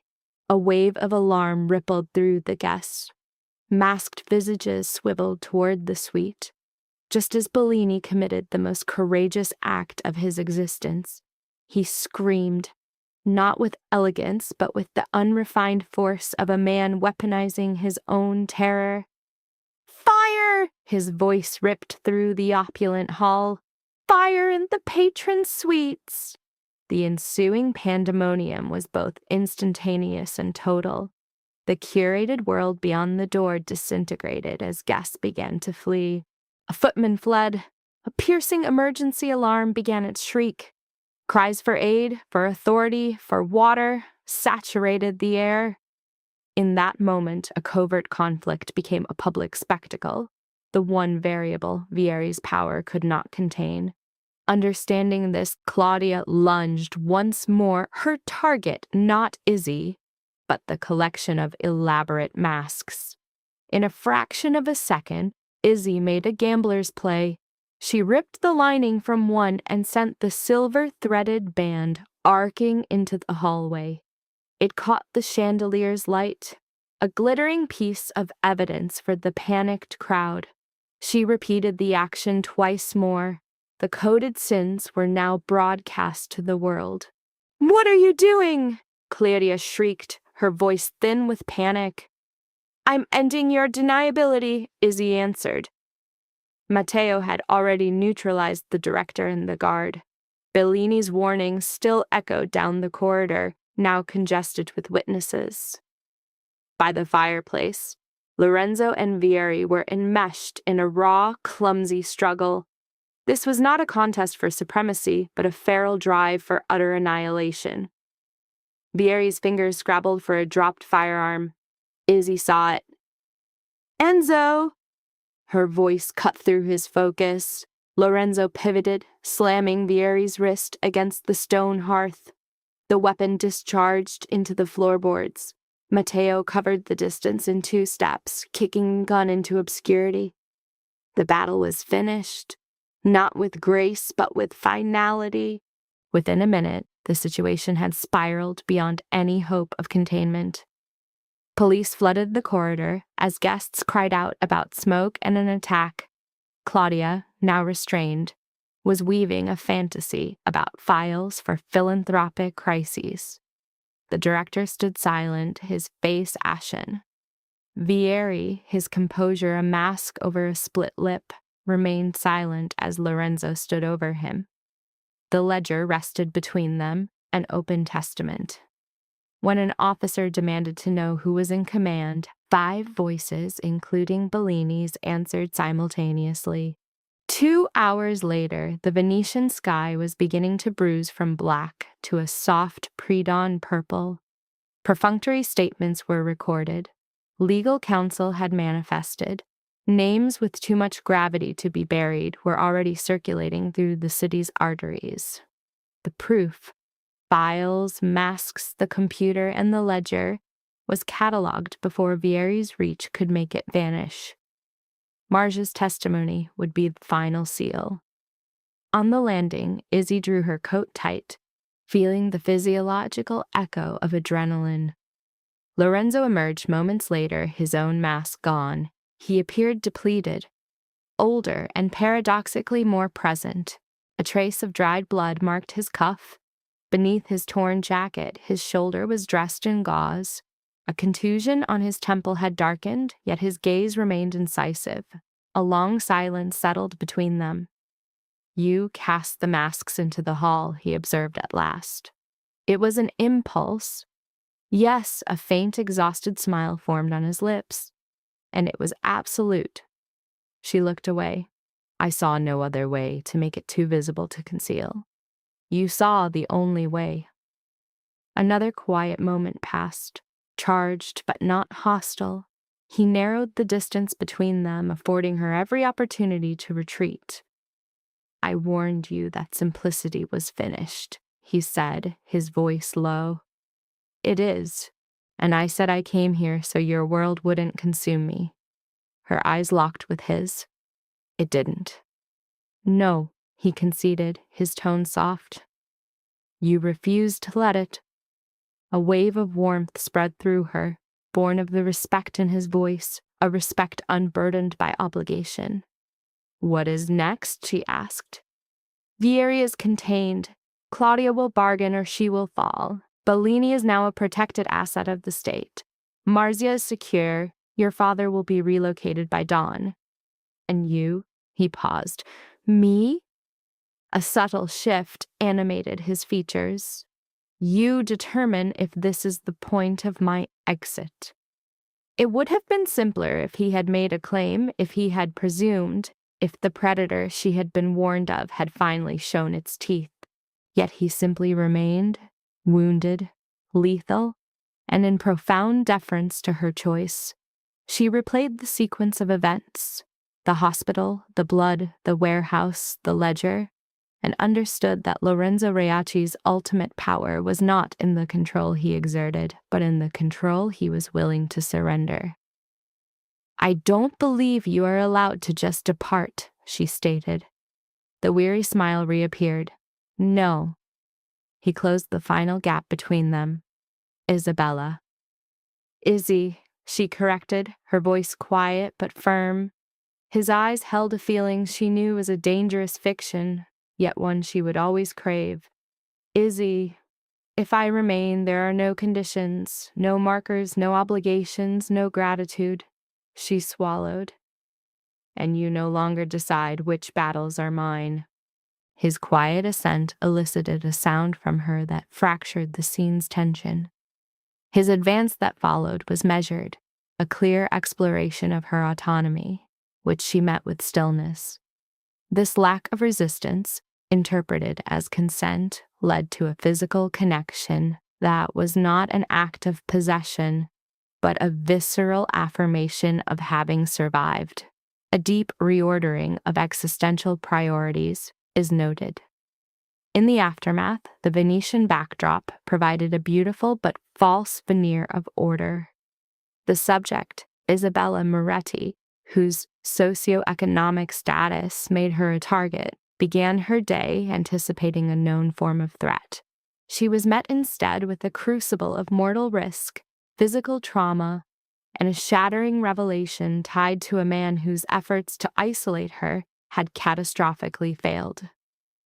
The violent alteration of her life's trajectory was not a product of overt force.